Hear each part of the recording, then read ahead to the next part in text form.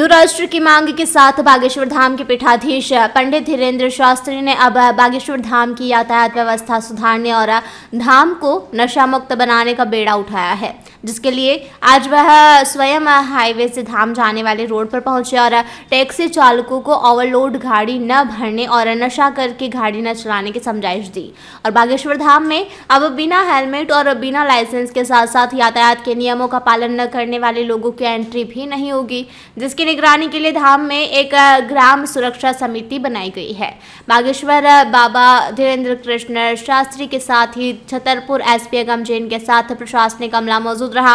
वहीं सिद्ध क्षेत्र बागेश्वर धाम में शराब पीकर वाहन चलाने वालों के खिलाफ एक्शन हो रहा है। एसपी अगम जैन ने एवं बागेश्वर धाम के पीठाधीश्वर पंडित धीरेन्द्र कृष्ण शास्त्री द्वारा संयुक्त रूप से वाहनों की चेकिंग की गई। साथ ही रिक्शा चालक सहित अन्य वाहन चालकों पर भी निगरानी रखी जाएगी ताकि कोई भी शराब पीकर वाहन न चला सके।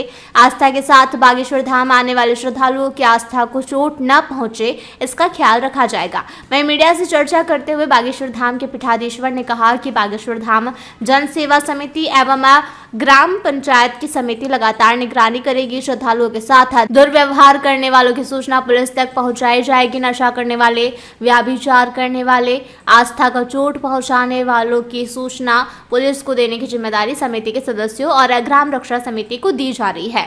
बागेश्वर बाबा ने कहा कि पूरे क्षेत्र को नशा मुक्त करना है, इसलिए सबकी जिम्मेदारी बनती है कि वे इस दिशा में कार्य करें। उन्होंने कहा, धर्म गुरु अपने शिष्यों की रक्षा के लिए उन्हें जागरूक कर रहे हैं। बिना हेलमेट और बागेश्वर धाम आने वाले दो पहिया वाहन चालकों को भी हेलमेट पहनने हेतु प्रेरित किया जाएगा। एक सवाल के जवाब में उन्होंने कहा कि अवैध वसूली के खिलाफ सख्त कार्रवाई के लिए पुलिस अधीक्षक से आग्रह किया गया है। वहीं सिद्ध क्षेत्र में शराबखोरी रोकने एवं शराब सहित अन्य मादक पदार्थ बेचने वालों पर कड़ी निगरानी का दायित्व बागेश्वर धाम जन सेवा समिति के अलावा ग्राम पंचायत द्वारा गठित की गई ग्राम रक्षा समिति को दी गई है। समिति के सदस्यों ने कहा कि वे अपने दायित्व पूरी ईमानदारी से निभाएंगे। सदस्य लोकेश गर्ग ने कहा कि वे अपने अन्य सदस्यों के साथ लोगों को समझाएंगे कि वे नशाखोरी न करें। समझाइश देने के बाद भी यदि संबंधित व्यक्ति नहीं सुधरता है तो पुलिस के हवाले किया जाएगा। लगभग बागेश्वर धाम पर 1000 ऑटो संचालक, ई रिक्शा संचालक, कार, बस लाने वाले लोग बागेश्वर धाम पर लाखों श्रद्धालु आते हैं। अव्यवस्थाएं होती हैं, मदरा पीकर चलाते हैं, ओवरलोडिंग करते हैं और अत्यधिक किराया वसूली करते हैं। मन हमारा बहुत आहत होता। आने वाले श्रद्धालुओं की रक्षा करने की जिम्मेदारी हमारी है। पुलिस प्रशासन, पुलिस अधीक्षक महोदय, एसडीओपी सब लोग थे। उनके साथ मिल करके ग्राम पंचायत समिति गड़ाब ने, जो बागेश्वर धाम का भी संचालन करती, ग्राम पंचायत ने और हम सब ने मिलकर निर्णय लिया कि वाहन ड्राइवर्स मदरा पान करके नहीं चलाएंगे। आज विनती की, कल गिनती करेंगे, कठोर कानूनी कार्रवाई की जाएगी। अभी एक भाई साहब पकड़े गए, हमने पूछा कहाँ से हो, चंद्रनगर से। क्या नाम है? रफ़ीक नाम है। लाइसेंस है? अब मीडिया भी वहाँ से नहीं है और 4 महीने से वो ई रिक्शा चला रहे हैं। ये कानून का उल्लंघन है। बागेश्वर धाम पे ये चलना नहीं जाए। हमने साहब को भी कहा कि इनका चालान कटना चाहिए और भाई साहब को बंद होना चाहिए। क्या रफ़ीक बंद होंगे अभी? अब कह नहीं सकते, वो प्रशासन, चालान तो कटेगा ही भाई साहब। चालान भी नहीं काटा गया, उसको तो अंदर जाने दिया गया। हम पता नहीं है, उनका काम है। हमने तो कहा, आपके ही सामने कहा, मीडिया के सामने कहा। हाँ भाई है, तो कृपा करके हमारा यही प्रार्थना है कि यातायात नियमों का पालन करें।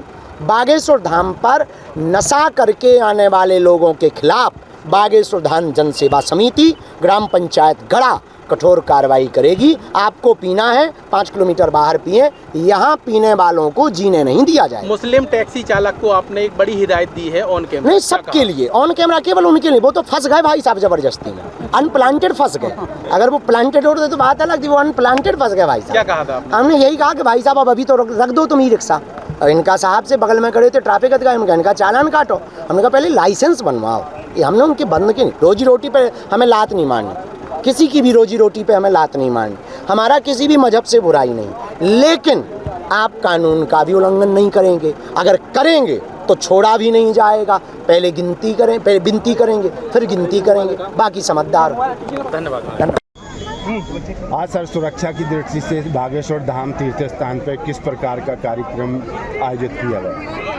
हाईवे से जो बागेश्वर धाम को जोड़ता है वहाँ पर जागरूकता अभियान चलाया गया, जिसमें जो भी लोग बाहर के श्रद्धालुओं को लेके आते हैं, e rickshaw, tempo, jeep, auto rickshaw के माध्यम से, सभी को ये बताया गया कि कोई भी ओवरलोडिंग ना करे, कोई भी ओवर स्पीडिंग ना करे, कोई भी नशा पी करके वाहन ना चलाए, क्योंकि ये उनके स्वयं के लिए एवं जिनको वो लेकर के आ रहे हैं उनके लिए बहुत महत्वपूर्ण है।